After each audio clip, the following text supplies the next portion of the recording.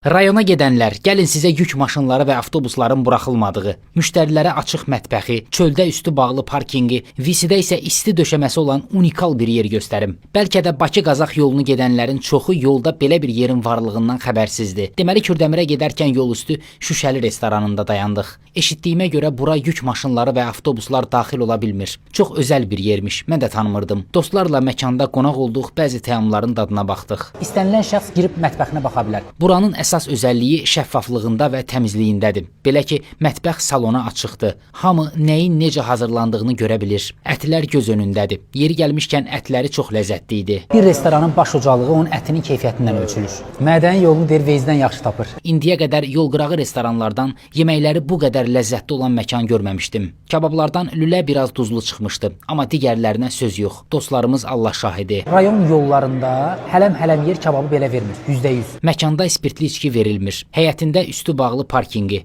uşaq oyun zonası, namaz otaqları var. Visi Bakıdakı şadlıq saraylarının tualetini xatırladır. Yol kənarı restoranlarda birinci dəfədir belə təmizlik görürəm. Hətta dediklərinə görə burada isti döşəmə sistemi belə təşkil eləyiblər. Yeri gəlmişkən məkanın kabinetləri də var. Kürdəmir, Yevlax, Ücar, Bərdə, Tərtər, Zərdab, Suqovuşana da gedir hətta. Gəncə, Şəmkiridir. Yəni Bakı-Qazax yolundan istifadə edən hər kəs burada dayana bilər. O ki qaldı qiymətlərə, bu qədər üstünlüyün qarşılığında o qədər də bahalı yer deyil. Təxminən şəhərdəki qiymətlərə yaxındır. Yeri gəlmişkən məkanda pizza, pide, lahmacun kimi fast food növləri də verilir. Hətta kofe, cappuccino kimi içkilər də hazırlanır. Rayona gedəndə yol üstü təmiz və keyfiyyətli yerdə oturmaq istəsəz, rahatlıqla Şüşəlini yoxlaya bilərsiniz. Videonu yadda saxlayıb dostlarla da bölüşün ki, belə bir yerin varlığından xəbərləri olsun.